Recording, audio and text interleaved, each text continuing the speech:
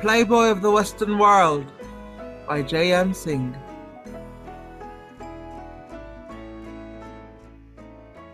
"6 yards of stuff for to make a yellow gown, a pair of lace boots with lengthy heels on the brassy eyes, a hat is suited for wedding day, a fine-toothed comb, to be sent with 3 barrels of porter in Jimmy Farrell's creel cart on the evening in the coming fair to Mr. Michael James Flaherty.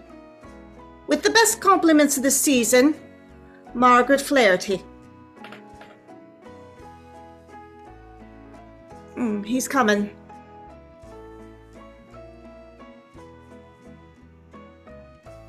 "To Mr. Seamus Mulroy, wine and spirit dealer, Castlebar." I didn't see him on the road. "How would you see him in the dark night this half hour gone by?" I stood a while outside wondering whether I have a right to pass or to walk in to see you, begging Mike. And I could hear the cows breathing and sighing in the stillness of the air, and not the step moving any place from this gate to the bridge. "It's above at the crossroads he is, meeting Philly Cullen, and a couple of more going along with him to Cape Cassidy's wake." Oh, and he's going that length in the dark night? "He is surely. And leaving me lonesome on the scruff of the hill. Isn't it long the nights are, SHAWN KEOUGH, to be leaving a poor girl with her own self counting the hours to the dawn of day?" If it is, when we're wedded in a short while, you'll have no call to complain.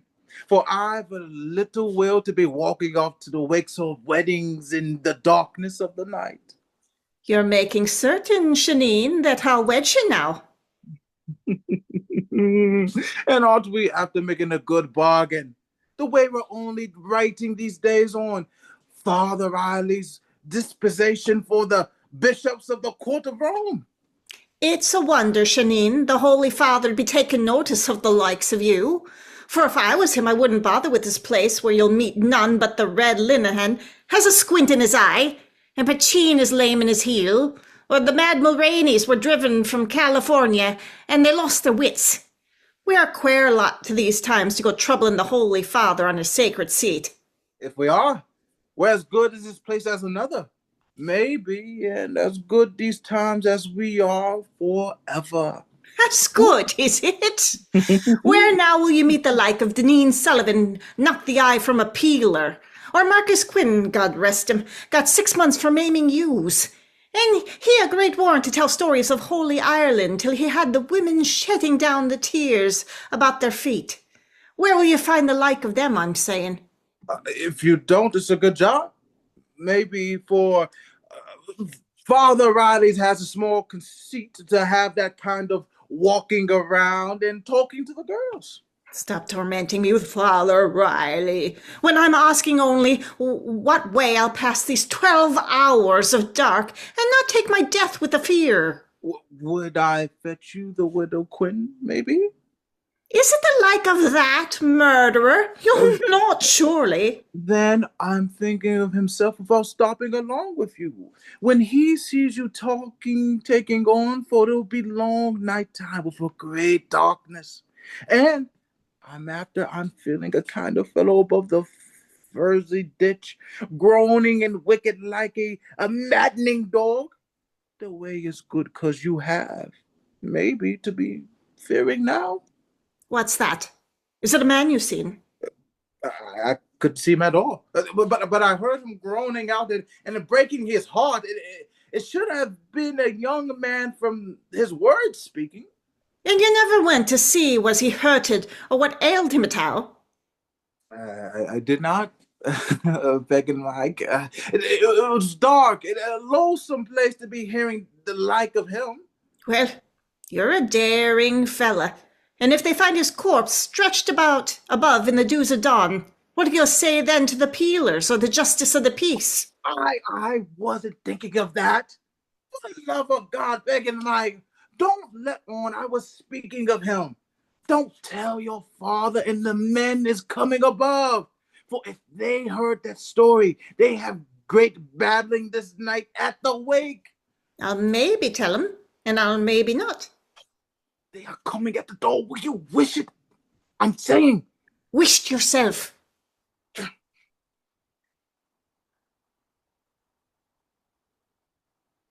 God bless you kindly.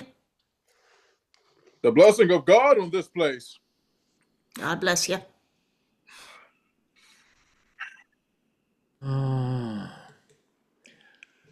Sit down now and take your rest. And how is it you are, Shawn KEOUGH? Are you coming over to the sands to Kate Cassidy's wake? I am not Michael James. I'm going home to the shortcut up to my bed. He's right, too. And have you no shame, Michael James, to be quitting off for the whole night and leaving myself lonesome in the shop?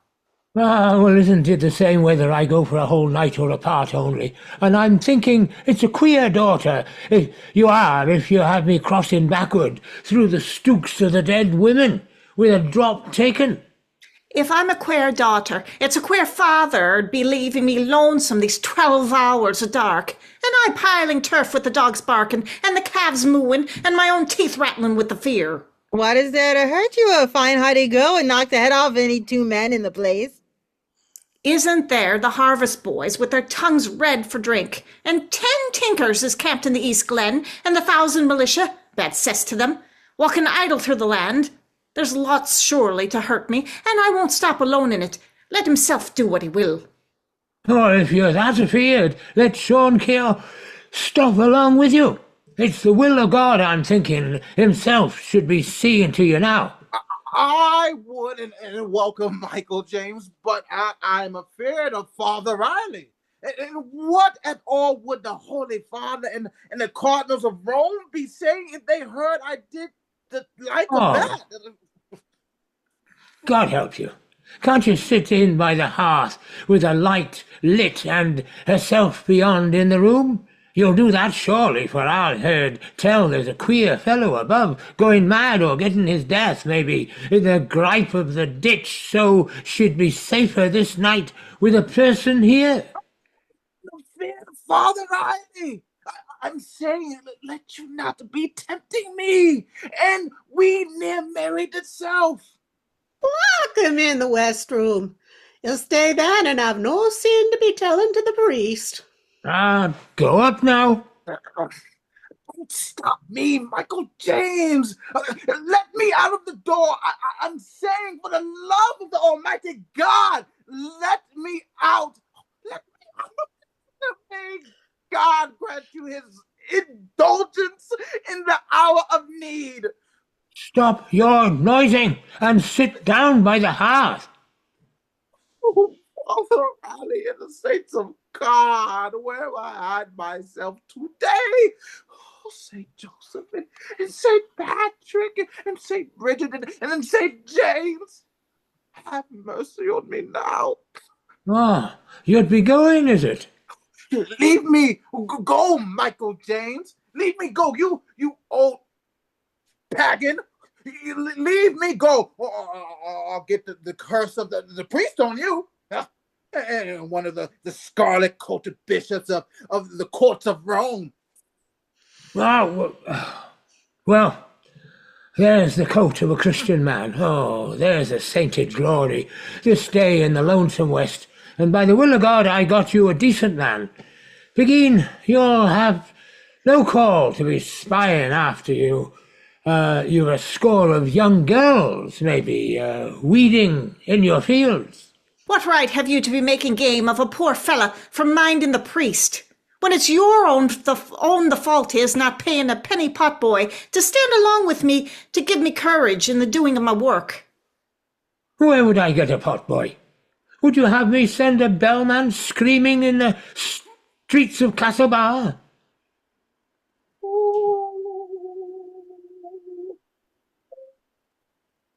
Oh, what ails you?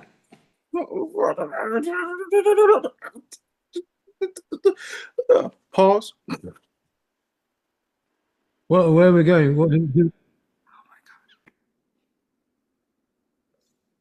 This dying fellow beyond looking over the ditch. He's come up. I'm thinking, stealing your hands. God help me. He's following me now. If he's heard what I said, he'll be having my life. And I am going home lonesome in the darkness of the night. God save all here. God save you kindly. I'll trouble you for a glass of porter, woman of the house. You're one of the tinkers, young fella. Is beyond camped in the glen? I'm not, but I'm destroyed walking. Let you come up then to the fire. You're looking famished with the cold. God reward you. Is it often the police do be coming into this place, master of the house? If you'd come in better hours, you'd have seen licensed for the sale of beer and spirits to be consumed on the premises, written in white letters above the door.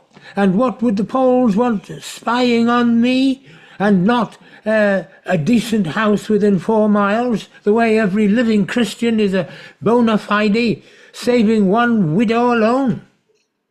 It's a safe house, so. Ah, is it yourself here in the polis? You're wanting, maybe? There's many wanting. Ah, many surely, with a broken harvest and the ended wars. Ah, it should be larceny, I'm thinking. I had it in my mind it was a different word and a bigger. That's a queer lad. Were you never slapped in school, young fella, that you don't know the name of your deed? I'm slow at learning, a middling scholar only. If you're only a dunce itself, you'd have a right to know that larceny, robbing and stealing.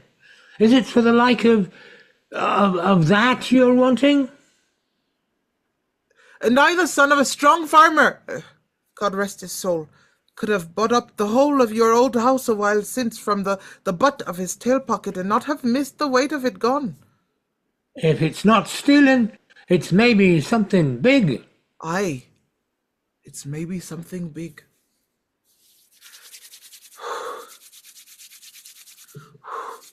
He's a wicked young fellow. Maybe he followed after a young woman on a lonesome night. Oh, the saints forbid, mister. I was all times a decent lad.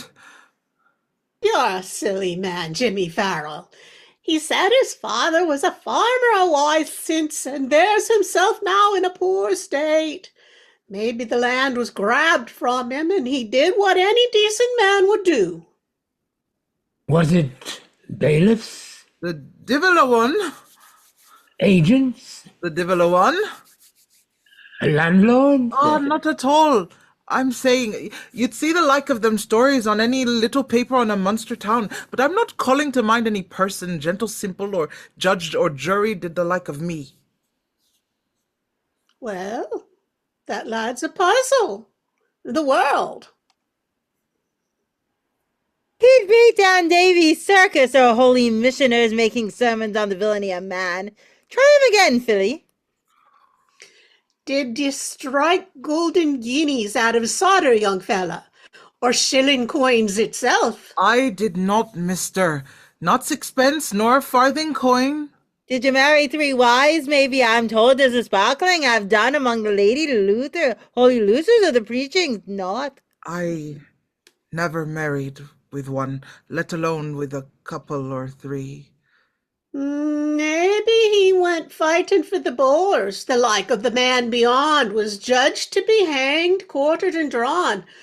Were you off east, young fella, fighting bloody wars for Kruger and the freedom of the Boers? I never left my own parish till Tuesday was a week. He's done nothing, sir. If he didn't commit murder or a bad, nasty thing, or false coining, or robbery, or butchery, or the like of them, there isn't anything that would be worth your troubling for to run from now. You did nothing at all. That's an unkindly thing to be saying to a poor orphan traveller, has a prison behind him and hanging before it, and hell's gap gaping below. You're only saying it. You did nothing at all. A soft lad like the like of you wouldn't slit the windpipe of a screeching sow. You're not speaking the truth. Not speaking the truth, is it? Would you have me knock the head of you with the butt of the broom? Don't strike me! I killed my poor father. Tuesday was a week for doing the like of that. Is it killed your father? With the help of God I did surely, and that the Holy Immaculate Mother may intercede for this soul. There's a daring fella. Oh, glory be to God! That was a hanging crime, Mr. Honey. You should have had good reason for doing the like of that. He was a dirty man, God forgive him, and he getting old and crusty, the way I couldn't put up with him at all. And you shot him dead. I never used weapons. I've no license, and I'm a law-fearing man. It was with a hilted knife, maybe? I'm told in the big world it's bloody knives they use. Do you take me for a slaughter boy? You never hanged him, the way Jimmy Farrell hanged his dog from the license and had it screeching and wriggling 3 hours at the butt of a string, and himself swearing it was a dead dog, and the peelers swearing it had life. I did not then. I just rizzed the loy and let fall the edge of it in the ridge of his skull, and he went down at my feet like an empty sack and never let a grunt or groan from it at all. And what way weren't you hanged, mister? Did you bury him then? I buried him then. Wasn't I digging spuds in the field? And the peelers never followed after you the 11 days that you're out? Never one of them. And I walking forward, facing hog, dog, or divil on the highway or the road. It's only with a common weekday kind of a murderer them lads would be trusting their carcass. And that man should be a great terror when his temper's roused. He should then. And where was it, Mr. Honey, that you did the deed? Oh, a distant place, master of the house. A windy corner of high, distant hills. Yeah, he's a close man, and he's right, surely. That'd be a lad with the sense of Solomon to have for a potboy, Michael James, if it's the truth you're seeking, one at all. The peelers is fearing him, and if you'd had that lad in the house, there isn't a one of them would come smelling round if the dogs itself were lapping poteen from the dung pit of the yard. Or if he's a treasure in a lonesome place and a lad would kill his father, I'm thinking, would face a foxy divil with a pitch pipe on the fangs of hell. It's the truth they're saying. And if I had that lad in the house, I wouldn't be fearing the loose carky cutthroats or the walking dead. Well, glory be to God. Would you think, well, to stop here and be potboy, Mr. Honey, if we gave you good wages and didn't destroy you with the weight of work? That'd be a queer kind to bring him into a decent, quiet household with the likes of Pig and Mike. Will you wisht? Who's speaking to you? He-headed murderer like him. Wisht, I'm saying. We're taking no fooling from your like at all. And you, young fella, you'd have a right to stop, I'm thinking, for we do our all and utmost to content your needs. And I'd be safe in this place from the searching law. You would, surely. If they're not fearing you itself, the peelers in this place is decent, gouty, poor fellows. Wouldn't touch a cur dog and not give warning in the dead of night. Let you stop a short while, anyhow. Aren't you destroyed walking with your feet in bleeding blisters and your whole skin needing washing like a Wicklow sheep? It is a nice room. And if it's not humbugging me, you are... I'm thinking that I'll surely stay. Now, by the grace of God himself will be safe in it this night, for the man killed his father holding danger from the door. And let you come on, Michael James, or they'll have the best stuff drunk at the walk. And, begging your pardon, mister, what name will we call you? For we'd like to know. Christopher Mann. Well, God bless you, Christy, and a good rest till we meet again, when the sun'll be rising to the noon of day. God bless you all. God bless you. For you wanting me to stop along with you and keep you from harm? Didn't you say you were fearing Father Riley? That'd be no harm staying now. I'm thinking in himself in the too. You wouldn't stay when there was need for you, and let you step off nimble this time when there's none. Oh, didn't I say it was Father Riley? Go on then to Father Riley, and let him put you with the Holy Brotherhoods, and leave that lad to me. If I meet the widow Quinn. Go on, I'm saying, and don't be waking this place with your noise. That lad would wear the spirits from the saints of peace. Let you stretch out now by the fire, young fella. You should be destroyed traveling. I'm tired, surely, walking wild 11 days and waking fearful in the night. You should have had great people in your family, I'm thinking, with the little small feet you have. And you with kind of a quality name, the like of what you'd find on the great powers and potentates of France and Spain. We were great, surely, with wide and windy acres of rich Munster land. Wasn't I telling you? And you a fine, handsome young fella with a noble brow. Is it me? Aye! Did you never hear that for the young girls where you come from in the west or south? I did not them. They're bloody liars in the naked parish where I grew a man. If they are itself, you've heard it these days, I'm thinking, and you walk in the world telling out your story to the young girls or old. I've told my story no place till this night, begin Mike, and it's foolish I was here, maybe, to be talking free.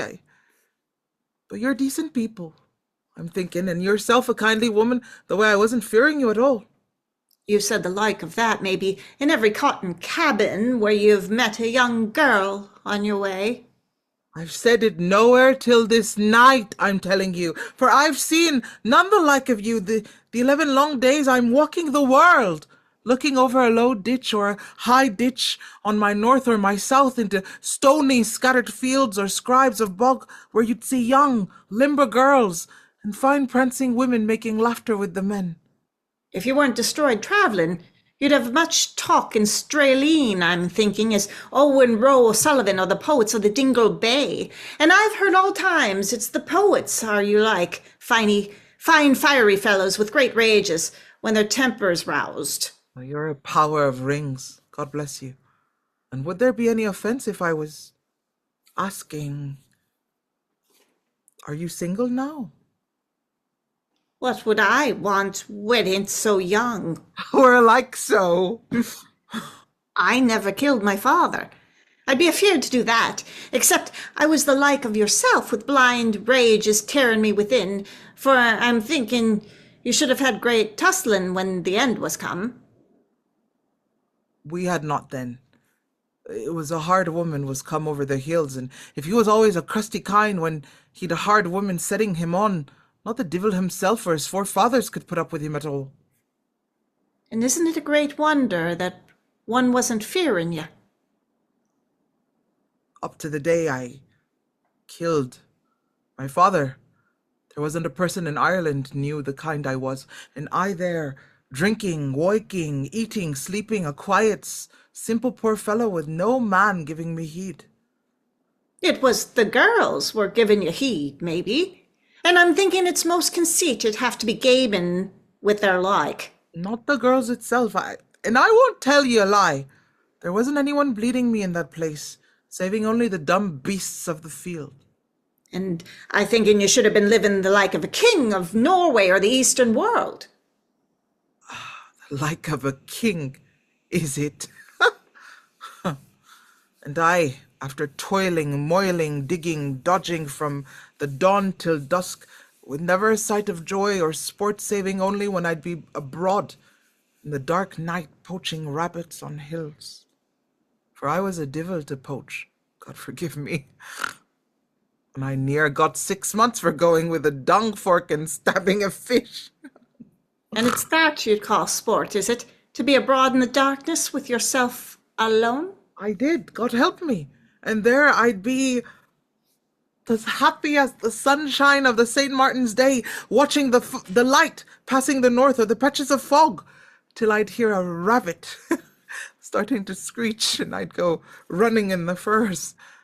Then when I'd my full share, I'd come walking down where you'd see the ducks and geese stretched sleeping on the highway of the road, and before it passed the dunghill, I'd hear myself snoring out a low, lonesome snore he'd be making all times, the while he was sleeping, and he a man'd be raging all times, the while he was waking, like a gaudy officer you'd hear cursing and damning and swearing oaths.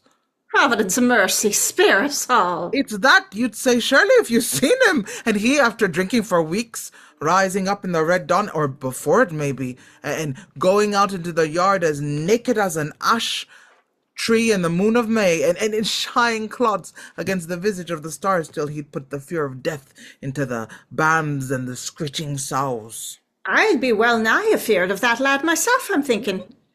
And there was no one in it but the two of you alone. The divil a one, though he'd sons and daughters walking all great states and territories of the world, and not a one of them, to this day, but would say their 7 curses on him, and they rousing up to let a cough or sneeze maybe in the deadness of the night.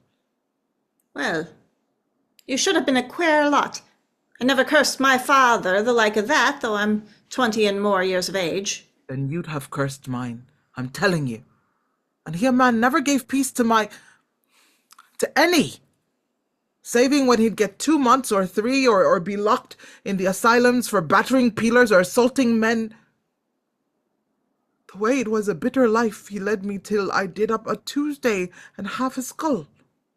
Well, you'll have peace in this place, Christy men, and none to trouble you, and it's near time a fine lad like you should have your good share of the earth. It's time surely, and I a seemly fellow with great strength in me and bravery of, well, oh glory! It's late for knocking, and this last while I'm in terror of the peelers and the walking dead. Who's there? Me, Who's me? the widow Quinn. Lord. Go on now with supper and let on to be sleepy, for if she found you were such a warrant to talk, she'd be stringing gabble till the dawn of day. What ails you, or what is it you're wanting at this hour of the night? I'm after meeting Queen SHAWN KEOUGH and Father Riley below, who told me of your curiosity, man, and they're fearing by this time he was maybe roaring, romping, and your hands with drink. Look now, is he roaring? And he stretched away drowsy with his supper and his mug of milk.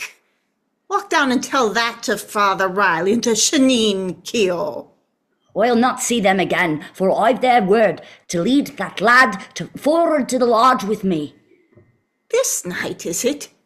This night. It isn't fitting, says the pristine, to have his likeness lodging with an orphaned girl. God save you, mister. God save you kindly. Well, aren't you a little smiling fella? It should have been great and bitter torments did rouse your spirits to a deed of blood. Oh, it should maybe. It's more than maybe, I'm saying, and it softened my heart. It softened my heart to see you sitting simple with your cup and cake, and you fitter to be saying your cashism that slaying your da. There's talking when any see he's fit to be holding his head high with the wonders of the world. Walk on from this, for I'll not have him tormented, and he destroyed travelling since Tuesday was a week. We'll be walking surely when his supper's done, and you'll find we're great company, young fella. When it's the like of you and me, you'd hear the penny poets singing in the August fair. Did you kill your father? She did not. She hit himself with a worn pick, and the rusted poison did corrode his blood the way he never crossed over it, and died after. That was a sneaky kind of murder did win small glory with the boys itself. If it didn't, maybe all knows a widow man has buried her children and destroyed her man is a wiser comrade for a young lad than a girl. The like of you, who'd go helter-skeltering after any man would let you wink upon the road. And you'll say that, Widow Quinn, and you gasping with the rage you had racing the hill beyond to look on his face. Me, is it? Well, Father Riley has cuteness to divide you now. There's a great temptation in a man that did slay his da, and we'd best be going, young fellow. So rise up and come with me. He'll not stir. He's potboy in this place, and I'll not have him stolen off and kidnapped while himself's abroad. It'd be a crazy potboy to lodge him in the shebeen where he works by day. So you'd have a right to come on, young fellow, till you see my little houseen, a perch off the rising hill. Wait till morning, Christy, man. Wait till her eyes on her leaky thatch is growing with more pasture for her buck goat than her square of fields, and she without a tramp itself to keep in order her place at Hal. When you see me contriving in my little gardens, Christy Mahon, you'll swear the Lord God formed me to be living alone, and that there isn't my match in Mayo for thatching or mowing or shearing a sheep. It's true the Lord God informed you to contrive, indeed. Doesn't the world know you reared a black lamb at your own breast, so that Lord Bishop of Connaught felt the elements of a Christian, and he eaten it after in kidney stew? Doesn't the world know you've been seen shaving the foxy skipper from France for a threepence, and a sup of grass tobacco would bring the liver from a mountain goat you'd meet leaping the hills? Do you hear her now, young fellow? Do you hear the way she'll be ranting at your own self when a week is by? Don't heed her. Tell her to go into her pigsty and not plague us here. I'm going, but he'll come with me. Are you dumb, young fella? God and Christy, but I'm potboy in this place, and it's here I'd let her stay. Now you have heard him, and go on from this. It's lonesome this hour, crossing the hill, and if you won't come along with me, I'd have a right maybe to stop this night with yourselves. Let me stretch out and settle. PEGEEN Mike and himself can lie by the earth. Faith, I won't. Quit off, or I will send you now. Well, it's a terror to be an aged score. God bless you now, young fellow, and let you be wary, or there's right torment awaits you here if you go romancing with her like, and she waiting only, and they bade me say, on a sheepskin parchment, to be wed with SHAWN KEOUGH of Killikeen. What's that she's after saying? Lies and blather, you've no call to mind. Well, isn't SHAWN KEOUGH an impudent fella to send up spying on me? Wait till I lay hands on him. Let him wait, I'm saying. And you're not wedding him at all? I wouldn't wed him if a bishop came walking for to join us here. But God in glory may be thanked for that. There's your bed now. I put a quilt upon you. I'm after quilting a while, since with my own two hands. And you'd best stretch out now for your sleep. And may God give you a good rest till I call you in the morning when the cocks will crow. May God and Mary and St. Patrick bless you and reward you for your kindly talk. Well, it's a clean bed and soft with it. It's great luck and company I've won me in the end of time. 2 fine women fighting for the likes of me. Till I'm thinking this night wasn't I a foolish fellow not to kill my father in the years gone by.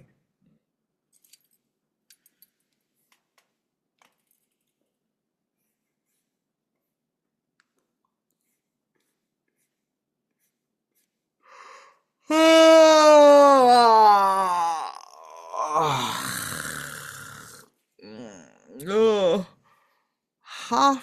100 beyond. 10 there. Score that's above.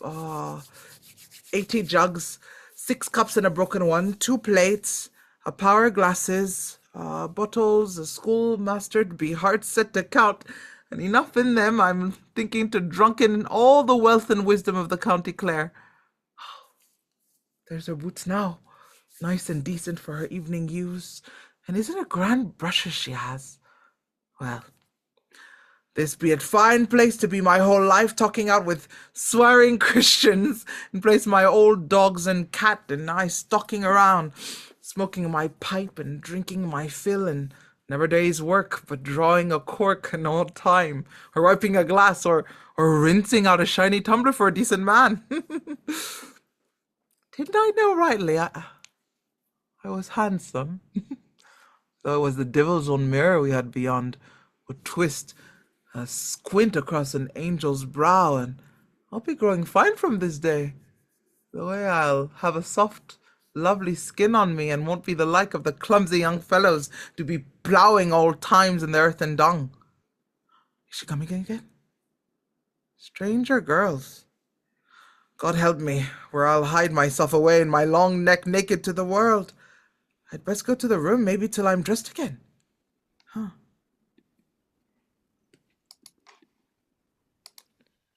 There's nobody in it? It'd be early for them both to be out walking the hill. I'm thinking Sean KEOUGH was making a game of us, and there's no such man in it at all. Look at that. He's been sleeping there in the night. Well, it'll be a hard case if he's gone off now, the way we'll never set our eyes on a man killed his father. And we after rising early and destroying ourselves running fast up the hill. Are you thinking them his boots? Well, well, if they are, they should be his father's track on them. Did you never read in the papers the way murdered men do bleed and drip? Is that their blood, Sarah Tansey? Well, that's bog water, I'm thinking.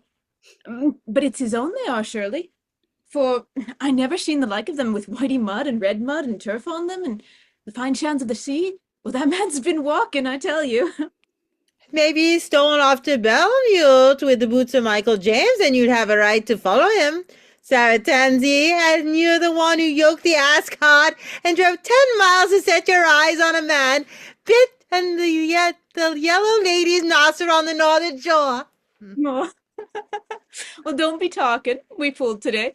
Well, there's a pair to fit me well. I'll be keeping them for walking to the priest when you're same to this place, going up in winter and summer with nothing worthwhile to confess to at all.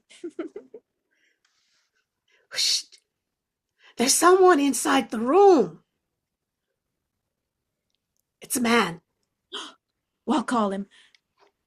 Mister? Is PEGEEN within? She's above on the knockin', seeking the nanny goats, the way she'd have a sup of goat's milk to colour my tea. Oh, and asking your pardon, is yous the man killed his father? I am. God help me. Well, then, me thousand welcomes to you. And I've run up with a brace of duck's eggs for your food today.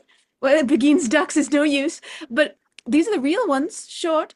Hold out your hand, and you'll see it's no lie, I'm telling you.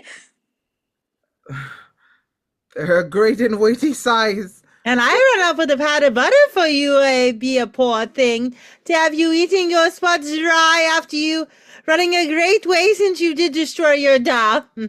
Thank you kindly.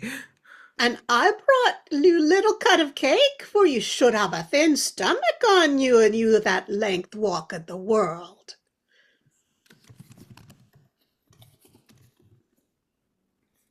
And I brought you a little laying pullet, boiled and all she is, was crushed at the fall of night by the curate's car. Feel the fat of that breast, mister. Oh, it's bursting, surely. Will you pinch it? Is your right hand too sacred for use at all? Oh, it's a glass he has. Well, I never seen to this day a man with a looking glass held to his back. Them that kills their fathers is a vain lot, surely. I'm very thankful to you all today. Sarah Tansey, Susan Brady, Honor Blake, what in glory has you here at this hour of day? That's the man killed his father. Father. Well, this man, and I'm after putting him down in the sports below for racing, leaping, pitching, and the Lord knows what. Well, that's right, Widow Quinn. I'll bet me dowry that he'll lick the world. If you will, you'd have a right to have him fresh and nourished in a place of nurse and a feast. Are you fasting or fed, young fellow? Fasting, if you please. Well, you're the lot. Stir up now and give him breakfast. Come here to me, and let you tell us your story before PEGEEN will come in place of your grinning ears off like the moon of May. It's a long story. You'd be destroyed listening. Don't be letting on to be shy. A fine, gamey, treacherous lad the like of you. Was it in your house, beyond you, cracked his skull? It was not. We were digging spuds in his cold, slopping, stony, devil's patch of a field. You went asking for money of him, or making talk of getting a wife would drive him from his farm? I did not then, but there I was, digging, and you squinting Indian, says he. Let you walk down now and tell the priest you'll wed the widow Casey in a score of days. What kind was she? A walking Tara from beyond the hills, and she 25 years, and 200 weights and 5 pounds in the weighing scales, with a limping leg on her, and a blinded eye. And she a woman of noted misbehavior with the old and young. Glory be. And what did he want driving you to wed with her? Oh, he was letting on I was wanting a protector from the harshness of the world. He without a thought the whole while, but how he'd have her but hot to live in and her gold to drink. There's maybe worse than a dry hearth and a widow woman and your glass at night. So, you hit him then? I did not. I won't wed her, says I.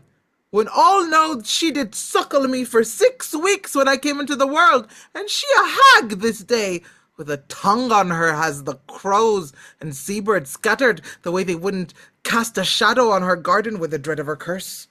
Oh. That should be right company. Don't mind her. Did you kill him then? She's too good for the like of you, says he, and go on now, or I'll flatten you out like a crawling beast has passed under a dray. You will not, if I can help it, says I. Go on, says he, or I'll have the devil making garters of your limbs tonight. You will not, if I can help it, says I.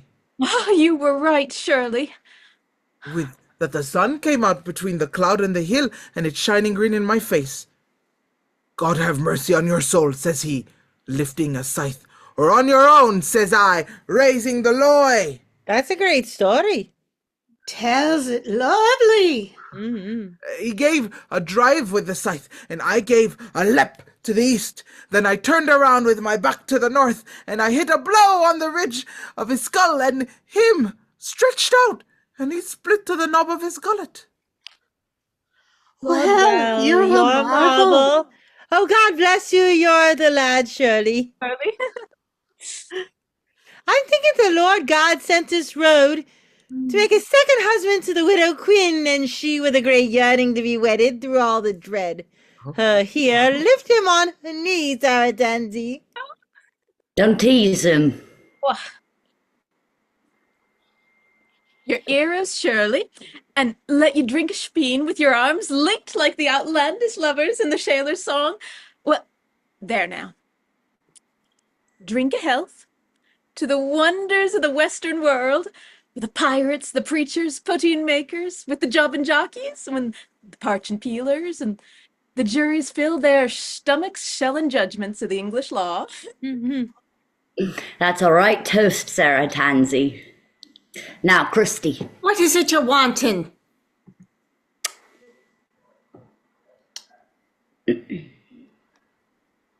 And Well, an ounce of tobacco.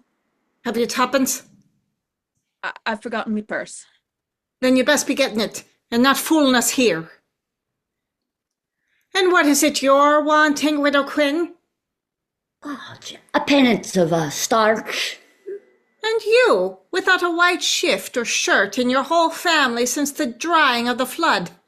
I've no starch for the like of you, and let you walk on now to Killamach. Well, you're mighty happy this day, PEGEEN Mike.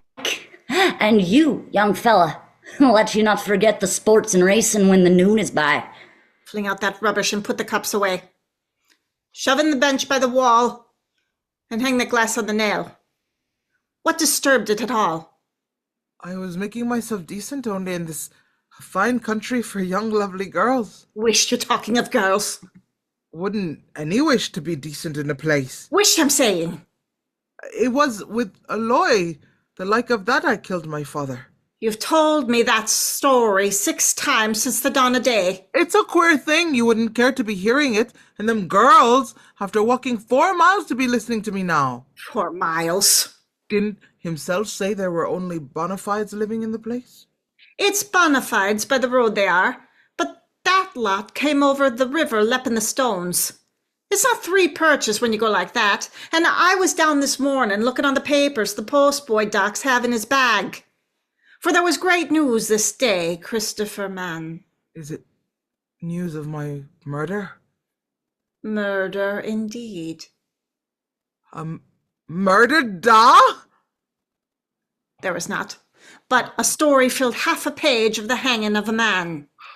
Ah, that should be a fearful end, young fella, and it worst of all for a man who destroyed his da, for the like of him would get small mercies, and when it's dead he is, they'd put him in a narrow grave, with cheap sacking wrapped him round, and pour down quicklime on his head, the way you'd see a woman pouring in any frish-frash from the cup. Oh, God help me. Are you thinking I'm safe? You were saying at the fall of night I was shut of jeopardy, and I here with yourselves. You'll be shut of jeopardy no place if you'd go talking with a pack of wild girls, the like of them to be walking around abroad with the peelers, talking whispers at the fall of night.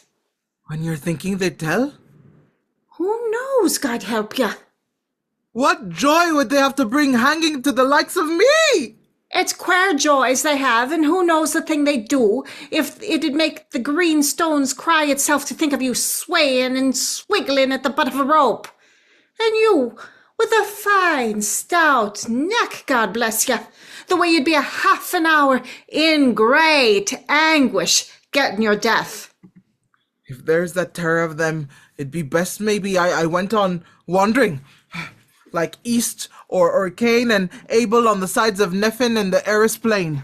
It would maybe, for I've heard the circuit judges this place is a heartless crew. It's more than judges this place is a heartless crew. And isn't it a poor thing to be starting again, and I, lonesome fellow, will be looking out on women and girls the way the needy fallen spirits to be looking on the Lord? What call have you to be that lonesome when there's poor girls walking Mayo in their thousands now? It's well you know what call I have. It's well you know it's a lonesome thing to be passing small towns with the lights shining sideways when the night is down, or going in strange places with a dog nosing before you and a dog nosing behind, or drawn to the cities where you'd hear a voice kissing and talking deep love in every shadow of the ditch, and you passing on with an empty, hungry stomach, failing from your heart. I'm thinking you're an old man, Christy man. The oddest walking fella I ever set my eyes on to this hour today. What would any be but odd men, and they live in lonesome in the world? I'm not odd, and I'm my whole life with my father only. How would a lovely, handsome woman the like of you be lonesome, when all men should be thronging around to hear the sweetness of your voice, and the little infant children should be pestering your steps, I'm thinking, and you walking the roads? I'm hard set to know what way a coaxing fella, the like of yourself, should be lonesome either. Coaxing? Would you have me think a man never talked with the girls would have the words you've spoken today? It's only letting on you are to be lonesome, the way you'd get around me now. I wish to God I was letting on. But I was lonesome at all times, and born lonesome, I'm thinking, in the moon of dawn. Well, It's a story I'm not understanding at all, why you'd be worse than any other Christy man. And you, a fine lad with the great savagery to destroy your da. It's little I'm understanding myself, saving only that my heart scalded this day, and I, going off stretching out the earth between us, the way I'll not be walking and waking near you another dawn of the year till the two of us do arise to hope or judgment with the saints of God. And now I'd best be going with my wattle in my hand, for hanging is a poor thing. And it's little welcome only is left me in this house today. Christy, come here to me. Lay down that switch and throw some sods on the fire. You're pot boy in this place, and I'll not have you mitch off from us now. You were saying I'd be hanged if I stay. I'm after going down and reading the fearful crimes of Ireland for 2 weeks or 3, and there wasn't a word of your murder. They've likely not found the body. You're safe so with ourselves. It's making game of me, you were. And I can stay so, working at your side, and I not lonesome from this mortal day. What's to hinder you from staying, except the widow woman or the young girls who would inveigle you off? And I'll have your words from this day filling my ears, and that look has come upon you meeting my 2 eyes, and I watching you loafing around in the warm sun, or rinsing your ankles when the night is come. I'm thinking you be a loyal young lad to have working around, and if you vexed me a while since with your leaguing with the girls, I wouldn't give a thraneen for a lad hadn't a mighty spirit in him and a gamey heart.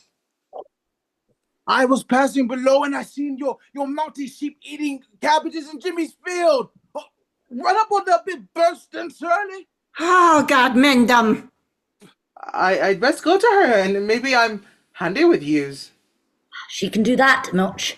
There's Shanine. Has long speeches for you to tell now. Do you see that, mister? The half of a ticket to the Western States. I'll give it to you in my new hat. And in my breeches with the double seat. And my new coat is woven from the blackest shearings for 3 miles around. I'll give you the whole of them, and my blessing, and the blessing of Father Riley. Itself, maybe, if you'll quit from this and leave us in the peace we had till last night, in the fall of dark. And for what is it you're wanting to get shut of me? I'm a poor scholar with middling faculties to coin a lie. So I tell you the truth. Christy Mahon, I'm wedding with PEGEEN beyond, and I don't think the well of having a clever, fearless man, the like of you, and you dwelling in her house. And you'd be using bribery for to banish me. Let you not take it badly, Mr. Honey. Isn't it beyond the best place for you where you'll have golden chains and shiny coat and you riding upon hunters with the ladies of the land? It's true for him, and you'd best quit off and not have that poor girl setting her mind on you. For there Shanine thinks she would suit you, though all I'm saying is that she'll wed you now. Wouldn't suit you, and she, with the devil's own temper, the way you'd be strangling one another in a score of days. It's the like of me, only that she's fit for a quiet, simple fellow wouldn't raise a hand upon her if she scratched herself. There you go. Fit them clothes on you anyhow, young fellow, and he'd maybe loan them to you for sports, huh? Fit them on, and you can give your answer when you have them tried. I will, then.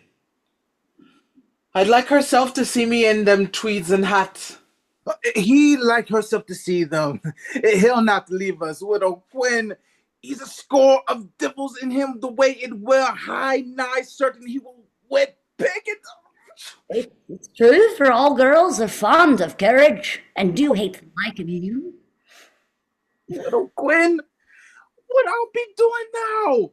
I inform again him, but he'll burst him with Ghitelman, and he be sure and certain to destroy me. If I wasn't so God-fearing, I never have courage to come behind him and run like a pike onto his high side. Oh, it is hard to seize his case to be an orphan and not to have your father that you're used to. And you're easy to kill and make yourself a hero in the sight of all. Widow Quinn, would you find me some contrivance when I promise you all?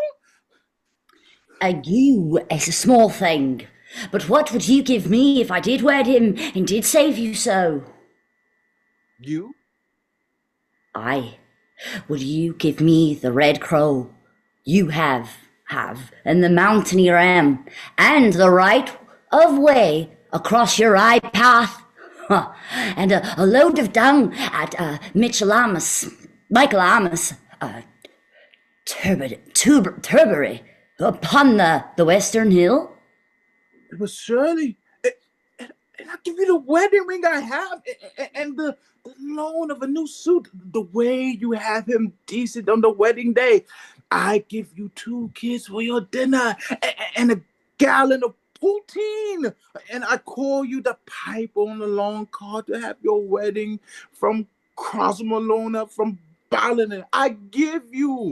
I will do so, and let you whist, for he's coming now again. If you see yourself now, I'm thinking you'd be too proud to speak to a soul at all. And it'd be a pity, surely, to have your name to have your sailing from Mayo to the Western world.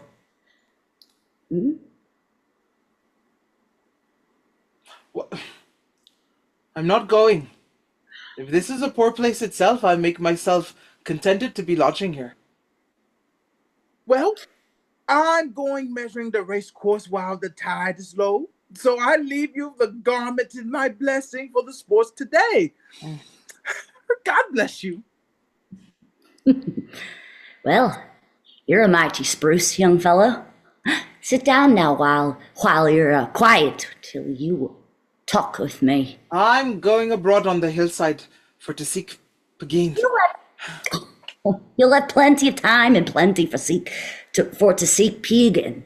And you heard me saying at the fall of 2 nights ago, the 2 of us should be great company. From this out, I'll have no want of company when all sorts is bringing me their food and clothing. The way they set their eyes upon a gallant orphan, cleft his father with 1 blow to the breeches left and belt. Saints of glory! Holy angels from the throne of light! What ails you? It's the walking spirit of my murdered da. It's to tramper? Where will I hide my poor body from that ghost of hell? Oh! God save you, my poor man. Did you see a young lad passing this way in the early morning or the fall of night? You're a queer kind to walk in and not saluting at all. Did you see the young lad? What kind was she? Or he?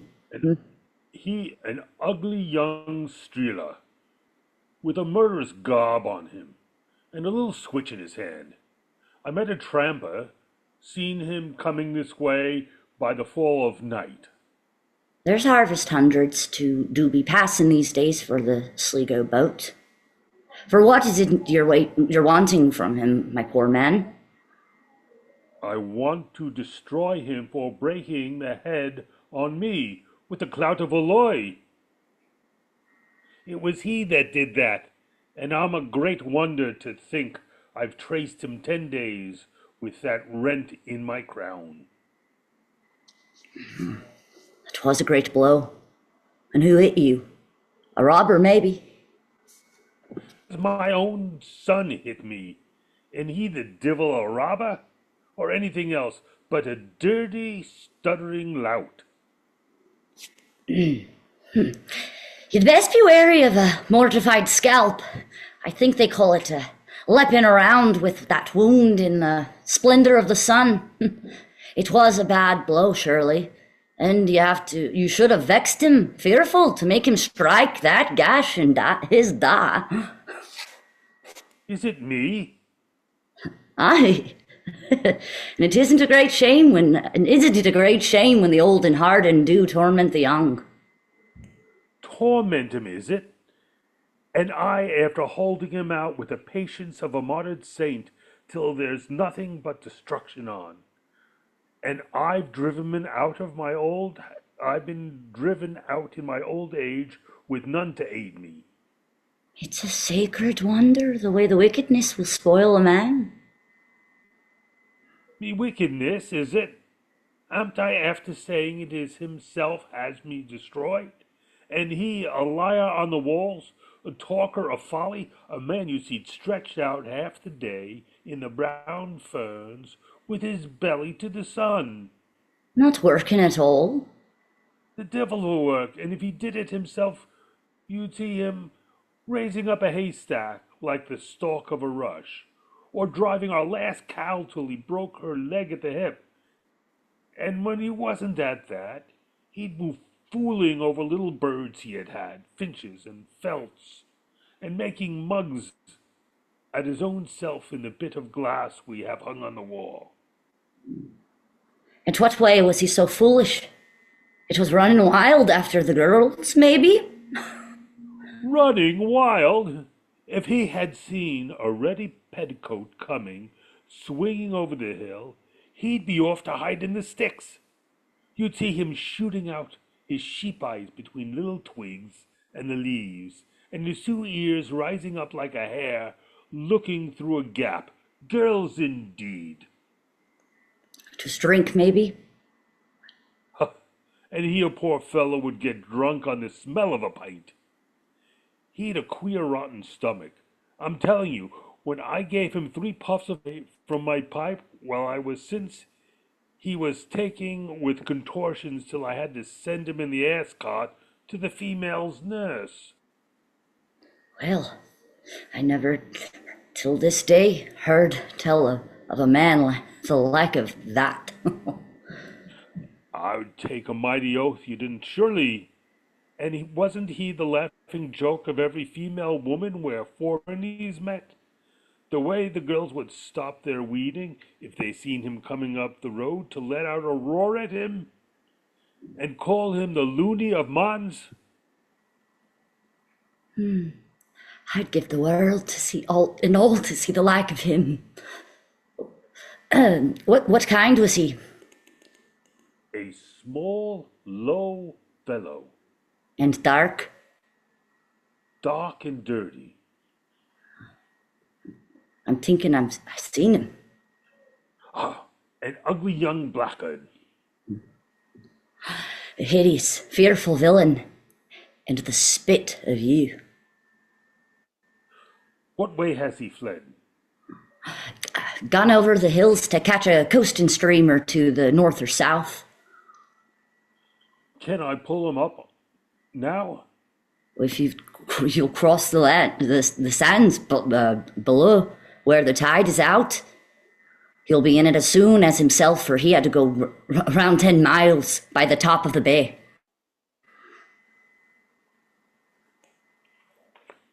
Strike down by the head and beyond, and then follow the roadway to the north and east. Then let yourself give him a good vengeance when you come up with him, and don't put yourself in the power of law, for it be a poor thing to see a judge in his black cap reading out his sentence on a civil warrior of the likes of you.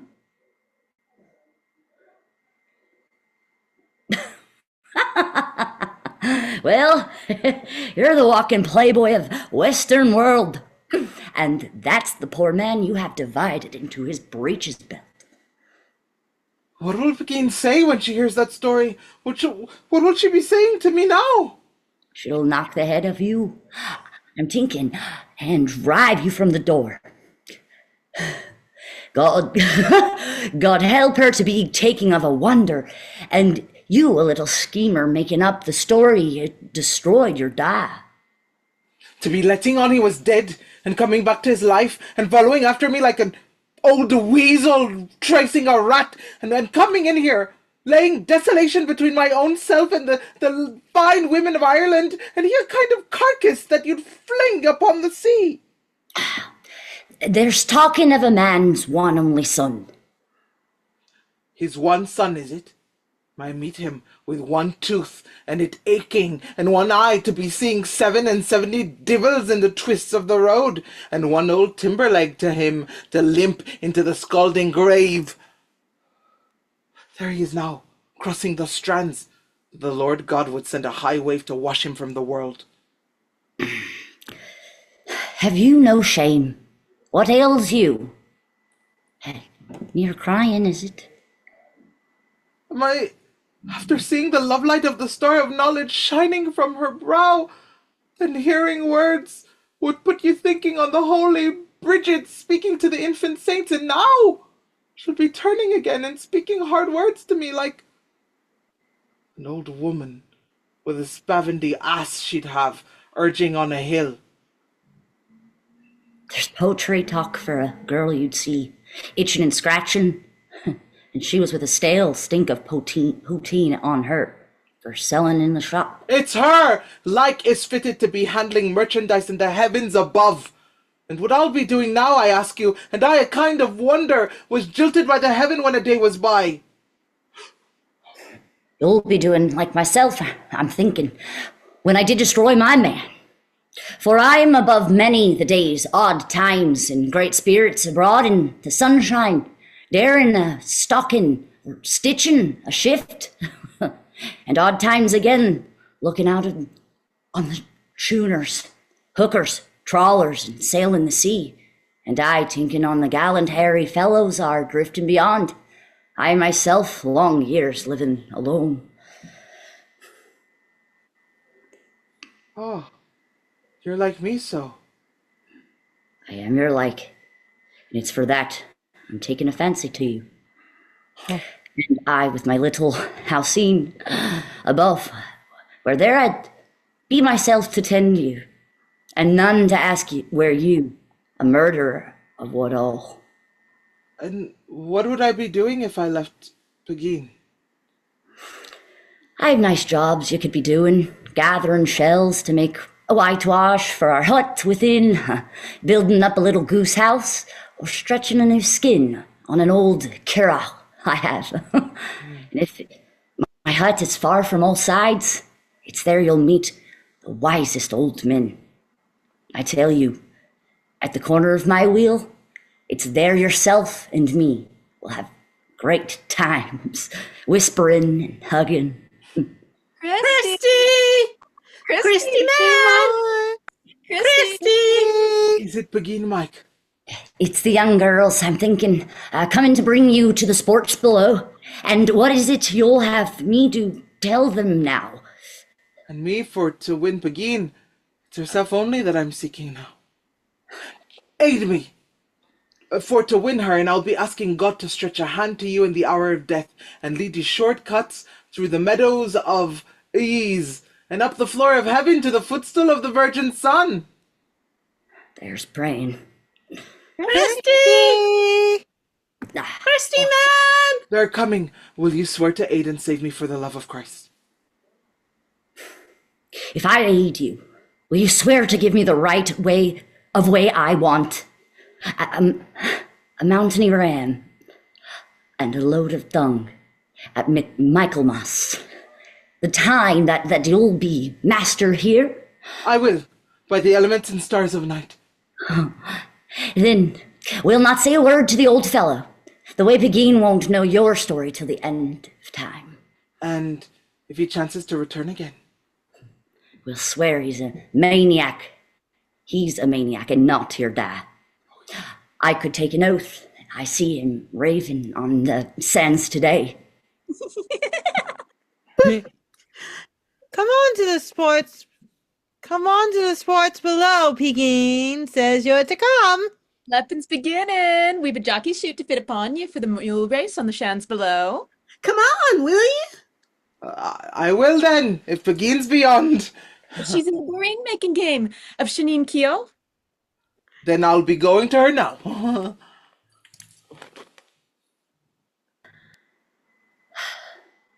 Well, if the worst comes in the end of all, it'll be great game to see that there's none to pity him but a widow woman, the like of me, has buried her children and destroyed her men.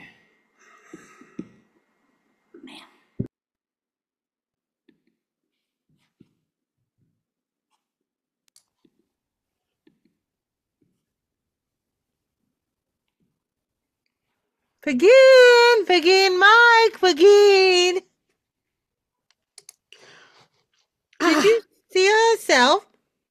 I did not, but I sent Sean KEOUGH with the ass cart for to bear him home. Well, isn't he a nasty man to get into such staggers at a morning wake? And isn't herself the devil's daughter for looking? And she's so fussy after that young gaffer, you might take your death with draught and none to heed you. It's little wonder she'd be fussy after he bring in bankrupt ruin on the roulette man and the trick, the loop man, and breaking the nose of the cockshot man, and winning all in the sports below, racing and leffing, dancing and the Lord knows what. He's right luck, I'm telling you. Ah, if he has, he'll be rightly hobbled yet. And he not able to say 10 words without making a brag of the way he killed his father, and the great blow he hit with the loy. A man can't hung by his own informant, and his father should be rotten by now. Supposing a man's digging spuds in that field with a long spade, and supposing he flings up the 2 halves of that skull, what'll be said then in the papers in the courts of law? They'd say it was an old Dane, maybe he was drowned in the flood. Did you ever hear of the skulls they have in the city of Dublin, ranged out like blue jags in a cavern of Connaught?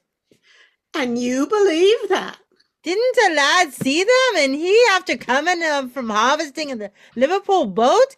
They have them there, he says, making a show of the great people there. And one was one time walking the world, white skulls and black skulls and yellow skulls, and some with full teeth and some have it only but one. There was no lie, maybe, for when I was a young lad.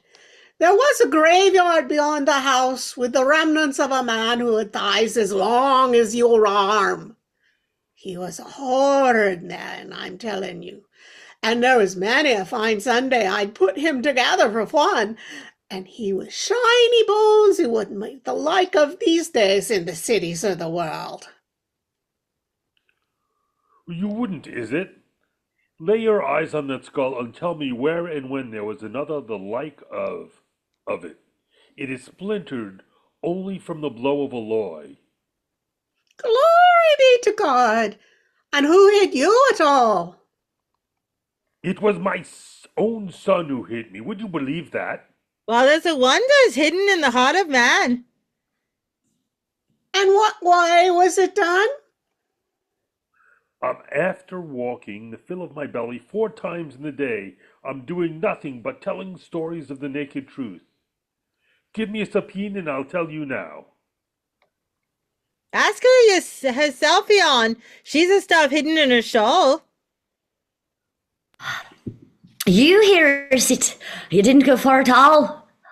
I seen the coasting steamer passing, and I got draught upon it and a cramping leg, so I said, the devil go along with him, and turned again. And let you give me a sapine, for I am destroyed, traveling since Tuesday was a week. Sit down, then by the fire, and take your ease for a space. You're a right to be destroyed indeed, with your walking and fighting and facing the sun. There, now is a drink for you, and may it be to your happiness and length of life. God increase you. Do you know what? That man's raving from his wound today. For I met him a while since telling a rambling tale of a tinker had him destroyed. And then he heard of Christy's deed, and he up and says it was his son had cracked his skull. Oh, it isn't madness a fright, for he'll go on killing someone yet, and he thinking it's a man has struck him so. It's a fright, surely. I knew a party was kicked in the head by a red mare, and he went killing horses a great while, till he eat the insides of a clock and died after. Did he see Christy? He didn't. Let you not be putting him in mind of him, or you'll be likely summoned if there's murder done. Whilst he's listening. Wait now till you hear me taking him easy and unraveling all right? And what are you feeling, mister? Are you in contentment now? I'm poorly only, for it's a hard story that I have left today. When it was I did tend from him his hour of birth, and he had dunce never reached his second book. The way he'd come from school, many's the day with his legs lamed under him, and he blackened with the beating of a tinker's ass. It's a hard story. I am saying, the way some do have their next and nighest raising up a hand of murder on them. Some is lonesome getting their death with lamentations in the dead of the night. To hear you talking so quiet, who'd know if you were the same fellow we seen past today? I am the same, surely, the rack and ruin of 80 years, and it's a terror to live that length, I tell you. And to have your sons go the dogs against you. You wore out scolding them and skeppling them, and God knows what. He's not raving. Will ye ask him what kind was his son? Was your son that hit you a lad of 1 year and a half, a score maybe? A great hand at racing and lepping and licking the world? Didn't you hear me? He was the fool of men. The way from his out, he'll know the orphan's lot, with the old and young making game of him. They're swearing and kicking at him like a mangy cur. Woo! What in the name of God do they want that roaring below? They're cheering young lad, the champion playboy of the Western world. Woo! It'd split my heart to hear them. I'm with pulses racing from my brain pan for a week gone by. Is it racing they are? It is, then. They are mounting him for the mile race that we run upon the sands. That's the Playboy and the Winkered Mule. That lad, is it? If you said it was a fool he was, I have laid mighty oath that he was the likeness of my wandering son. Faith, I'm thinking I'll go walking to view this race. You will not. You'd best take the road to Belmullet and not be dilly-dallying around this place where there isn't any spot that you could sleep. Don't mind her. Mount there on the bench, and you'll have a view of the whole. They're hurrying before the tide will rise, and it'd be near over if you went down the pathway through the crags below. That's a right view against the edge of the sea. They're coming now from right. He's leading.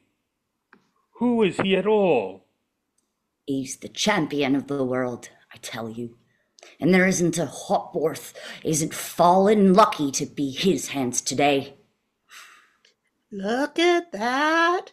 They're pressing him now. He'll win it yet. Take your time, Jimmy Farrell. It's too soon to say.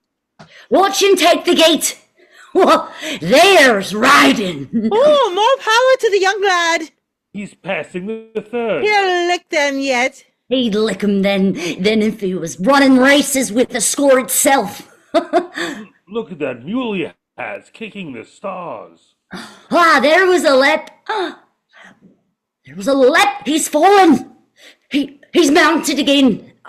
Faith, He's passing them all. Oh, look him scalping her. And the mountain girls whooshing him on. It's the last turn. The post clear for them now. Look at the narrow place. He'll be into the bogs. Good rider. He's through it again. He's neck and neck. Good boy to him. Flames, he's in. Hurrah! What's that? They're raising him up. They're coming this way. It's Christy, by the stars of God. I know his way of spitting, and his stride, and him astride the moon. Stay quiet, will you? That's not your son. Stop him, or you'll get a month of abetting of manslaughter, and be fined as well. No, I'll hold him. Let me out. Let me out. The lots of you. Till I have my vengeance on his head today. That's not your son. That is a man who is going to make a marriage with the daughter of this house, and place with fine trade, with a license, and with poteen too. That man marrying a decent and moneyed girl? Is it mad you are? Is it in a crazy house for females that I have landed now? It's mad yourself. He's with the blow upon your head. That lad is the wonder of the Western world. I see it's my son. You've seen that you're mad. Do you hear them? Hear them cheering him in the zigzags of the road? Aren't you after saying that your son's a fool? Aren't you after saying your son's a fool? And how would they be cheering him a true idiot born? It's maybe out of reason that that man's himself. There's none surely will go cheering him.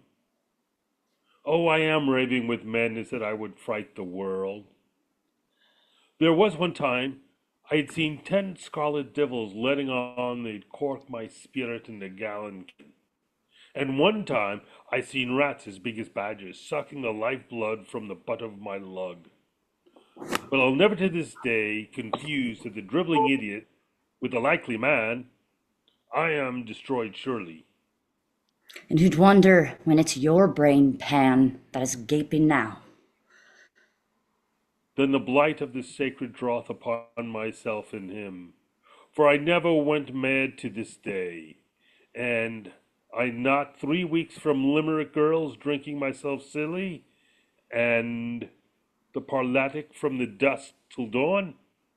Is my visage astray? It is then. You're a sniggering maniac. A child could see.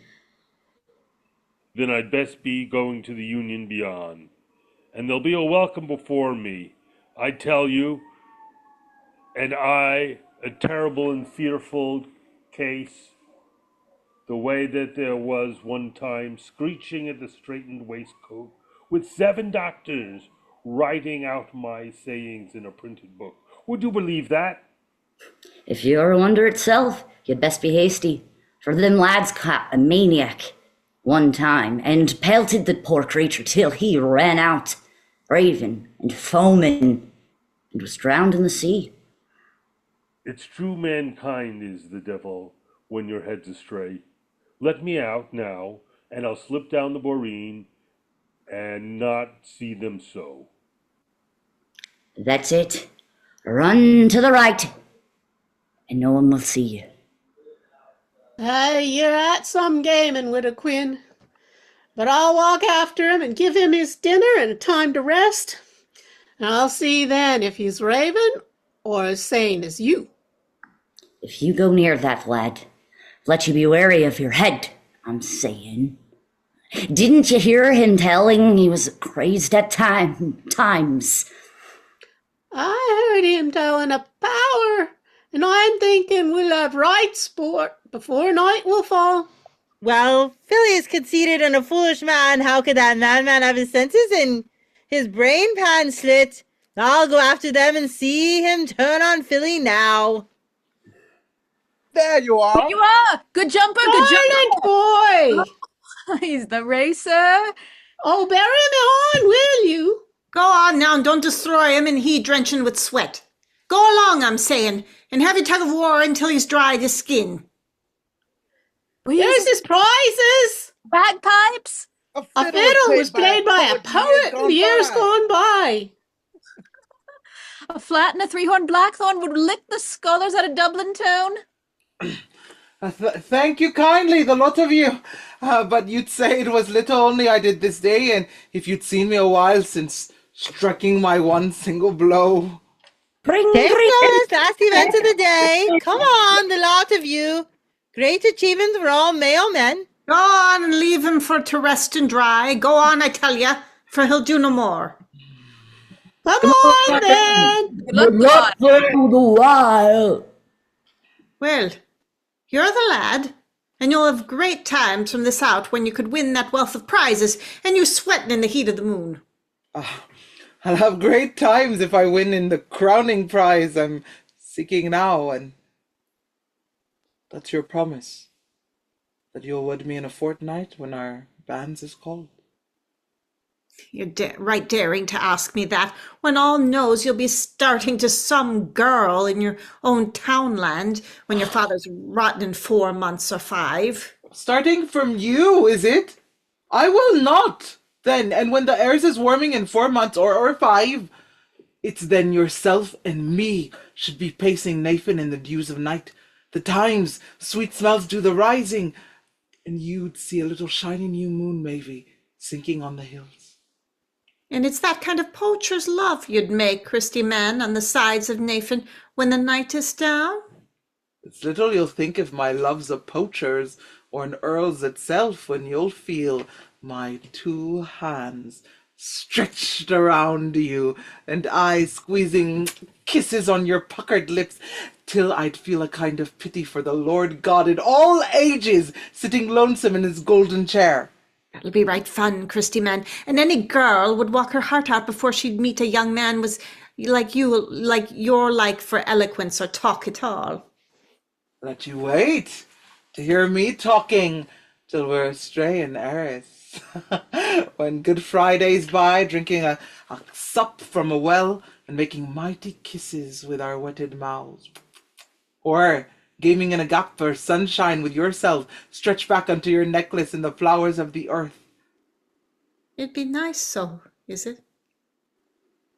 If the Mitrid Bishops seen you that time, they'd be the like of the holy prophets, I'm thinking, to be straining the bars of paradise to lay eyes on the Lady Helen of Troy, and she abroad pacing back and forth with a nosegay in her golden shawl. And what is it I have, Christy man, to make me fitting entertainment for the like of you, that has such poets talking and such bravery of heart? Isn't there the light of 7 heavens in your heart alone? The way you'll be an angel's lamp to me from this out, and I abroad in the darkness, spearing salmons in the Owen or the Carrowmore.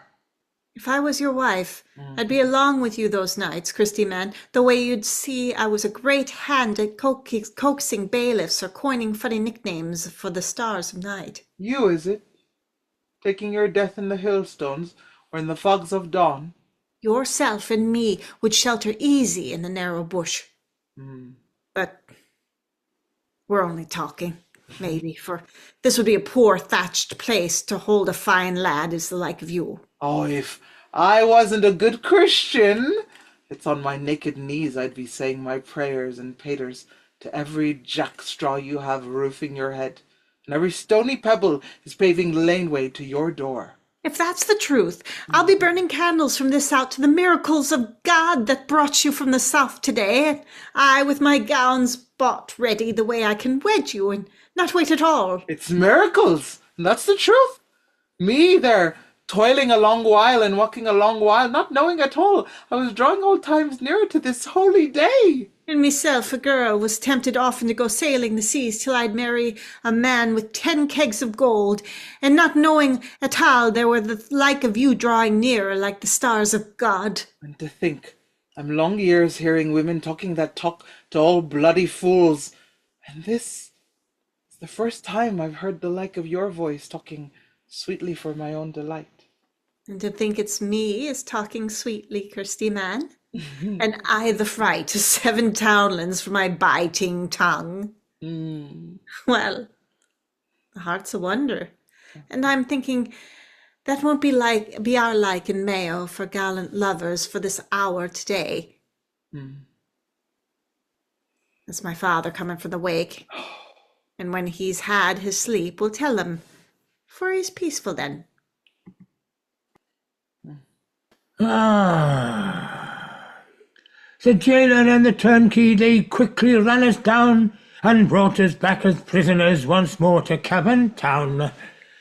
There we lay bewailing, all in a prison bound. The blessing of God and the holy angels on your head, young fella. I hear tell you're after winning all the sports below.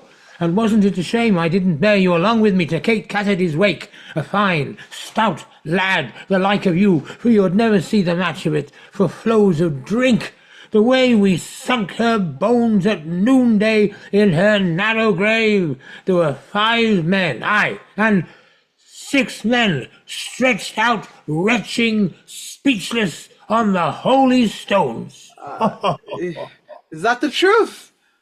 It is then. And aren't you a louty schemer to go burying your poor father unbeknownst, when you had a right to throw him on a crupper of a Kerry moor, and drive him westwards like holy Joseph in the days gone by, the way we could have given him a decent burial, and not have him rotting beyond, and not a Christian drinking a smart drop to the glory of his soul? Oh, it's well enough he's lying for the likes of him. Well, why, aren't you the hardened slayer? It'll be a poor thing for the household man when you go sniffing for a female wife.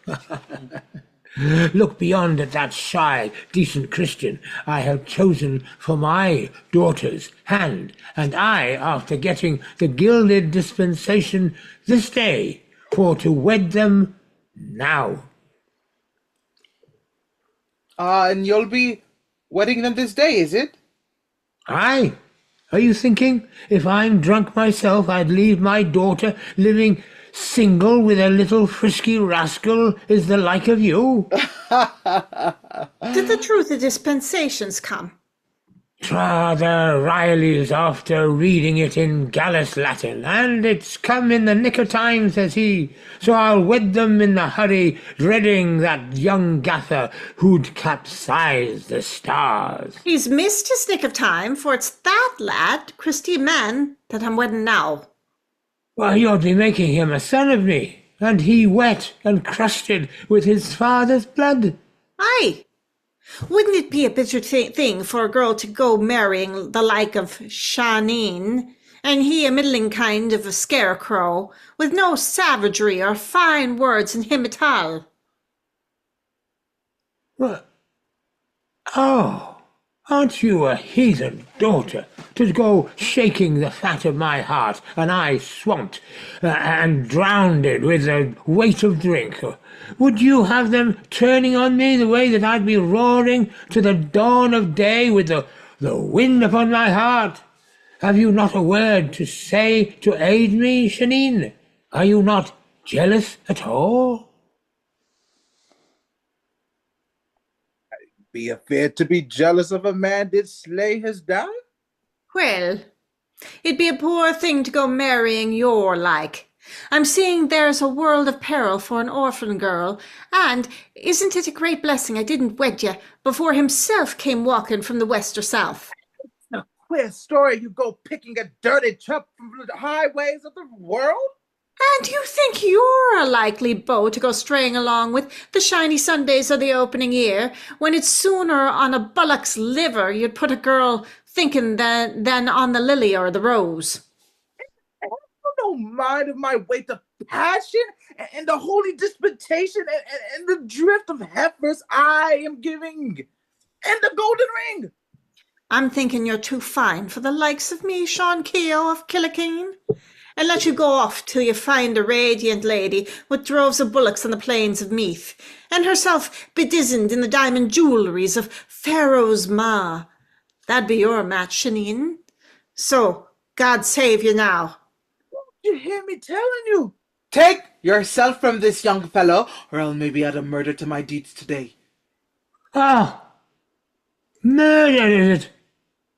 Is it mad, you are? Would you go making a murder in this place? And it piled with poteen for our drink tonight?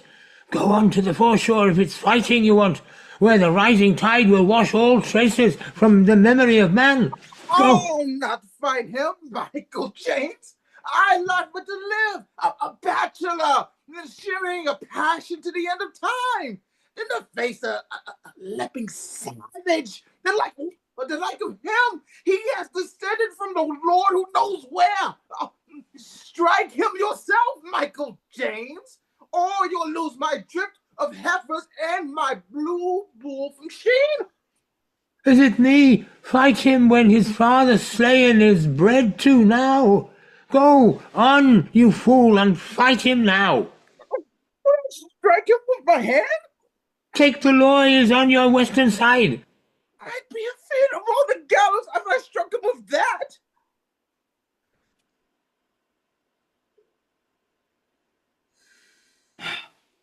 Then I'll make you face the gallows or quit off from this. Well, fine weather be after him. And I'm thinking you wouldn't wish to have that quaking blackguard in your house at all. Let you give us your blessing and hear her swear her faith to me. For I'm mounted on the spring side of the stars of luck, the way it'd be good for any to have me in the house. Bless us now, for I swear to God I'll wed him, and I'll not renege. Oh, it's the will of God. I'm thinking that all should win an easy or a cruel end, and it's the will of God that all should rear up lengthy families for the nurture of the earth. What's a single man, I ask you, eating a bit in one house and drinking a sup in another, and he with no place of his own, like an old braying jackass strayed upon the rocks? It's many would be in dread to bring your like into their house, for to end them, maybe with a sudden end. But I'm a decent man of Ireland, and I liefer face the grave untimely, and I see a score of grandsons growing up little gallant swearers by the name of God, than go peopling my bedside with puny weeds like of what you'd breed. I'm thinking out of Shanine KEOUGH. A daring fellow is the jewel of the world, and a man did split his father's middle with a single clout should have the bravery of 10. So may God and Mary and St. Patrick bless you and increase you from this mortal day. Amen, O Lord. Stop that, will you? Who are you at all?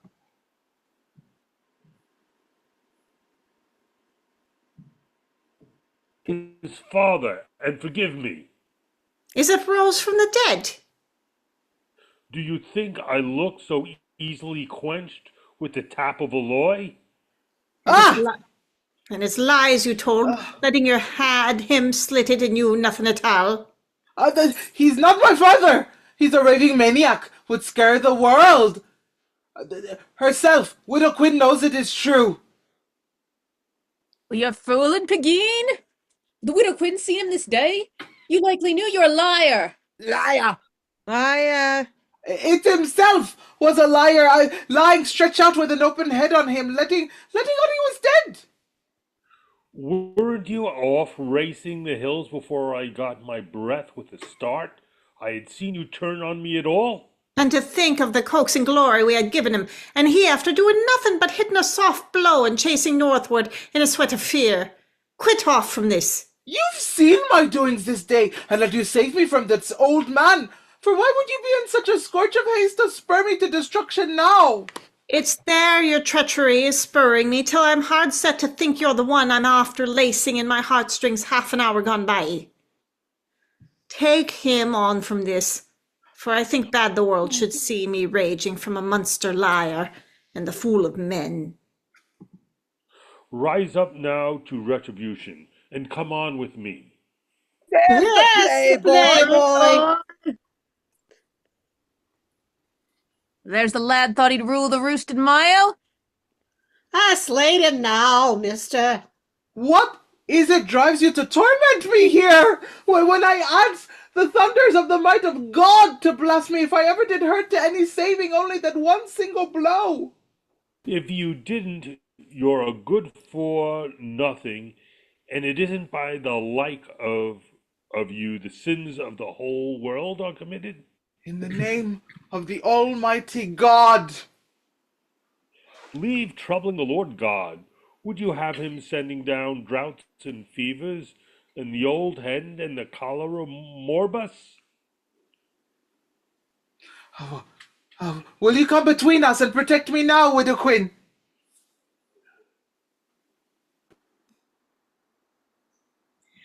Well, I've tried a lot, God help me. My share is done. And I must go back into my torment, is it? Or run off like a vagabond, straying through the unions with the dusts of August making midstones in the gullet of my throat, or the winds of March blowing on me, till I take an oath I felt from them making whistles of my ribs within? Well, Ask Peggy, maid. Her like does often change. I will not then, for there's torment in the splendor of her like, and she, a girl any moon of midnight would take pride to meet, facing southwards on the heaths of Kiel. But what did I want crawling forward to scorch my understanding at her flaming brow? Take him on from this, or I'll set the young lads to destroy him here. Come on now. Ah! If you won't have the company, see you scalped. That's it now. The world will see him pandied, and he an ugly liar was playing off the hero and the fright of men. Leave me go! That's it, no, Christy. if them It's two so- sit fighting, it'll lick the world. Come here to me. Leave me go, I'm saying. I will, maybe, when your legs is limping and your back is blue. Keep it up, the two of ya. I'll back the old one. I'll back the old Shut one. your yelling! For if you're after making a mighty man of me this day, by the power of a lie, you're sitting me now to think if it's poor thing to be lonesome. It's worse maybe to go mixing with the fools of earth. Keep off! Lest I do show a blow unto the lot of you would set the guardian angels winking in the clouds above. He's going mad. Oh, mind yourself. Run from the idiot. If I am an idiot, I'm after hearing my voice this day, saying words would raise the top knot on a poet in Merchant's Town. I've won your racing and your lepping, and Shut your gullet and come on with me. I'm going, but I'll stretch you first. Oh, they're turning again, you. Oh, Christy, come on, you'll be hanged indeed. I'm thinking, from this out, PEGEEN will be giving me praises the same as in the hours gone by. Come by the back door. I'd think bad to have you stifled on the gallows tree. I will not then. What's good be Mama? like my lifetime if I left PEGEEN? Come on. You'll be no worse than you were last night, and you with a double murder this time to be telling to the girls. I'll not leave PEGEEN, Mike. Isn't there the match of her in every parish public, from Binghamstown unto the plain of Meath? Come on, I tell you, I'll find you finer sweethearts at each waning moon. It's PEGEEN I'm seeking only, and what I'd care if you brought me to a drift of chosen females standing in their shifts itself, maybe from this place to the eastern world. they're going to hang him. Put these upon him and let him run off to the east. Well, he's a raven now, but we'll fit them on him, and I'll take him in the ferry to the Achill boat. Leave me go, will you? When I'm thinking of my luck today, for she will wed me surely, and I proven hero in the end of all. Take his left hand. We'll pull him now. Come on, young fella. You'll be taking me from her. You're jealous, is it, or of her wedding me? Go on from this. Oh, it's in the madhouse they should put him, not in jail at all. We'll go out by the back door to call the doctor. We'll save him so. Oh, There's the old lad killed, surely. I'm after feeling the last gasps quitting his heart. Look at the way he is. Twist the hangman's knot on it and slip it over his head while he's not minding at all. Let you take it, Shaneen. You're the soberest of all that's here. It's me to go near him, and the wickedest and the worst with me? Let you take it, pagan Mike. Come on, so. What ails you? Come on, to the peerless, till they stretch you now. Me? If we took pity on you, the Lord God would maybe bring us ruin from the law today. So you'd best come easy, for hanging is an easy and a speedy end. I'll not stir. And PEGEEN, what is it you'll say to me and I after doing it this time in the face of all? I'll say a strange man is a marvel with his mighty talk. But what's a squabble in your backyard and the blow of a loy have taught me that there's a great gap between a gallows story and a dirty deed. Take him on from this, or the lot of us will be likely put on trial for his deed today. And it's yourself will send me off to have a horny-fingered hangman hitching his bloody slipknots at the butt of my ear. Come on, will ya? Cut the rope, PEGEEN, and I'll quit the lot of you and then live from this out like the madmen of Keogh, eating muck and green weeds on the faces of the cliffs. And leaving us to hang, is it, for a saucy liar the like of you? Take him on, out from this. Pull a twist on his neck and squeeze him so. Twist! Twist yourself. Sure, he cannot hurt you if you keep your distance from his teeth alone. Him. Lift a lighted sword, and will you, and scorch his leg. Leave go now, young fella, or I'll scorch your shins. You're blowing to torture me! That's your kind, is it? Then let a lot of you be wary, for if I've to face the gallows, I'll have a gay march down, I tell you, and shed the blood for some of you before I die!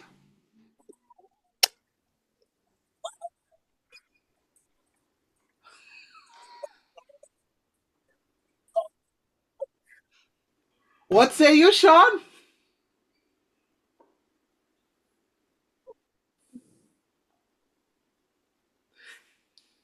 If I do lay my hands on you, it's the way you'll be at the fall of night, hanging as a scarecrow for the fowls of hell.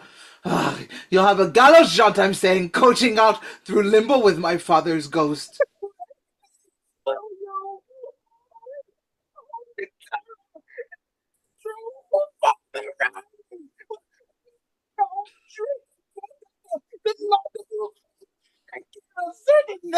If I can wring a neck among you, I'll have a royal judgment looking on the trembling jury in the courts of law. And won't there be crying out in Mayo the day I'm stretched upon the rope with ladies in their silks and satins, snivelling in their lacy kerchiefs, and they rhyming songs and ballads on the terror of my fate?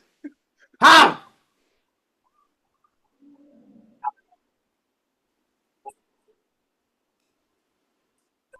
Yes. I'm the like of a mad dog, I think. You will then, the way you can shake out hell's flags of welcome for my coming in 2 weeks. Huh?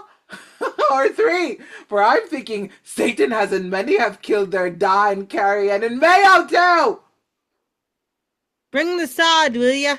God help him so. Oh. Glory be to God! Will you look what's come in? Oh, are you coming to be killed a 3rd time? Or what else you now? For what is it that they have you tied? They're taking me to the peelers to have me hanged for slaying you. It is the will of God that all should guard their little cabins from the treachery of the law. And what would my daughter be doing if I was ruined or was hanged itself? It's a little like her if you put her bag on her back and went pickling coddles till the hour of death. but my son and myself will be going our own way. And we will have great times from this outtelling stories of the villainy of Mayo and the fools is here. Come now. Go with you, is it? I will then, like a gallant captain with his heathen slave. Go on now, and I'll see you from this day, stewing my oatmeal and washing my spuds, for I'm master of all fights from now. Go on, I'm saying.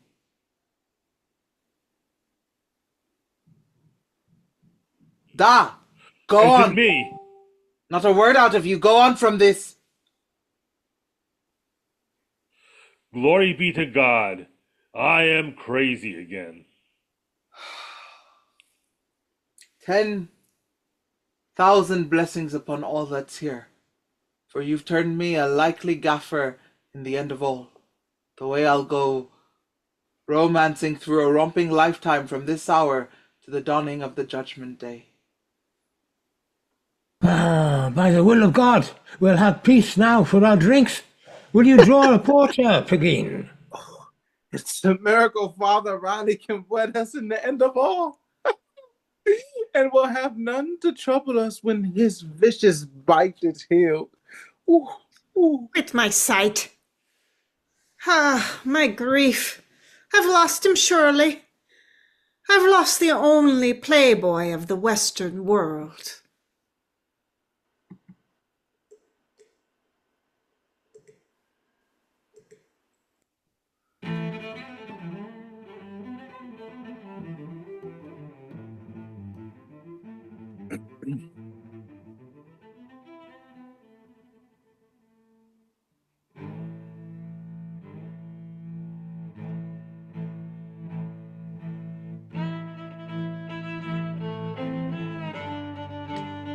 The Playboy of the Western World by J.M. Synge. A Jayo Theatre production.